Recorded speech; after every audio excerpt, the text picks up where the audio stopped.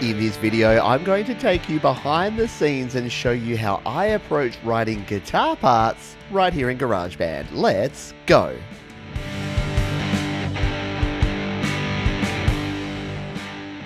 Hi, my name is Pete and welcome to Studio Live today, where my goal is to help you create, record and release your best music. I do that through tips and tricks and tutorial videos just like this one. If that's your bag, consider subscribing. We are back here in GarageBand because I'm working on a song here at the moment, and the way I approach my songwriting when it comes to guitar is a little bit different from the way I see other people do it. And I'm going to show you how I approach this, and we're going to chop up some of these guitar bits here, see what's good, what goes on the cutting room floor, and we're going to do that right now. So the way that I approach writing guitar parts is this. You can see I've got a bunch of guitar tracks here in GarageBand. This is the first one that I added here, and this is the original riff. Let's turn up the volume here and take a listen to this one. This is the riff that I recorded and that I started writing in the last video. It sounds like this.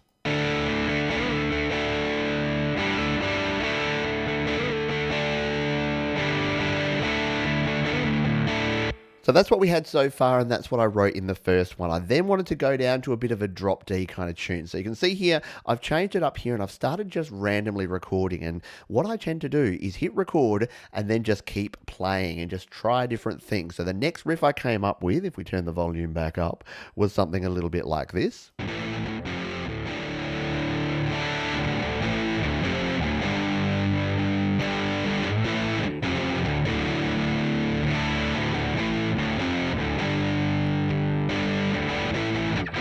So you'll hear that sort of theme goes throughout. We've then got, I think, back to the original here.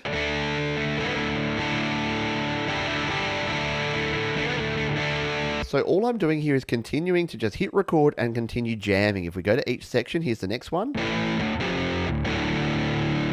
There's that same riff again. If we continue on here, we'll go to the next section.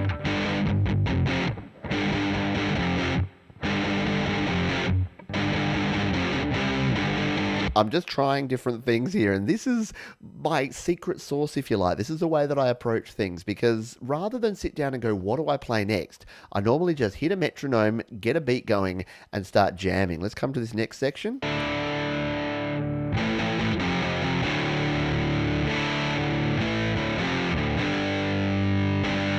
And I'm just continuing to workshop these chords, try different patterns, different progressions. I do that for a bunch. Then here at the end here, I've set up a different section here for a reason that you'll find out now. Let's hit play on this one.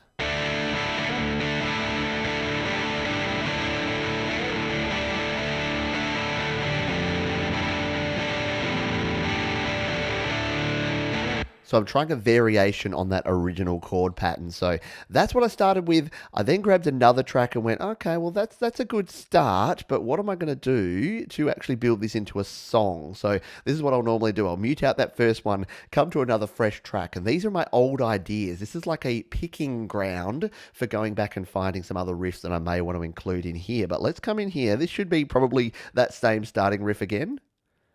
Turn up the volume might help. No, you know what this is? Now I remember. This is where I want to actually go with this song into a section where it actually just plays out and then just kicks into a really fast bit, and maybe even a bit that speeds up and ramps up, because you know what? I like to make life difficult for myself. So let's just take a listen to this part again. This is sort of what I wanted to do after those initial parts. Let's hit play.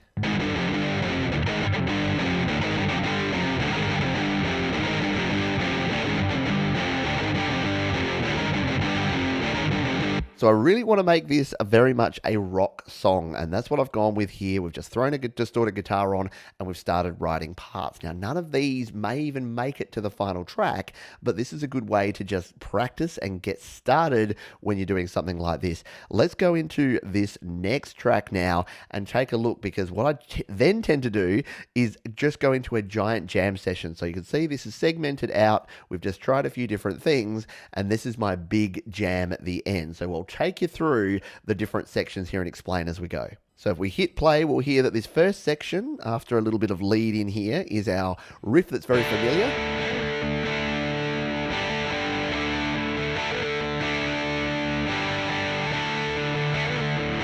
And what I go to next is what I'm sort of built out of all of those other parts.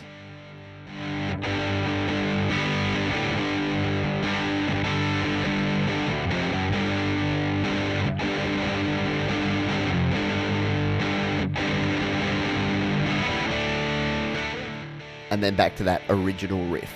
Sorry, I needed to cough there. And then after that, we go back to sort of more of that same sound. So we're back to the original riff, and then...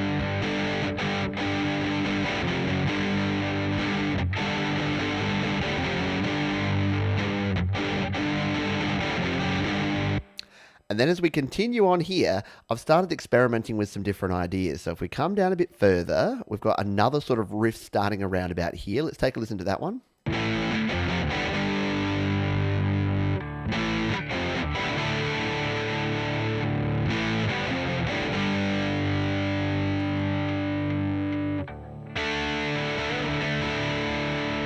Back into our original riff. Now, towards the end here, I started going a little bit nuts and trying again some other experimental stuff. So let's play this part here.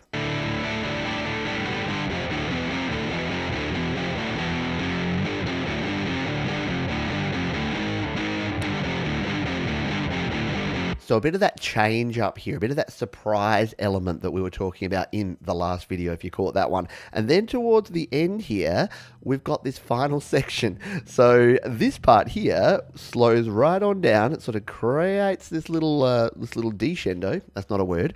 This little anti-crescendo, also not a word. And then jumps into this last section. Let's play this part here. So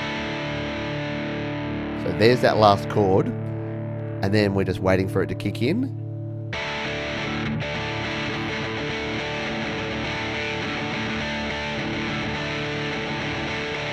Speeding up.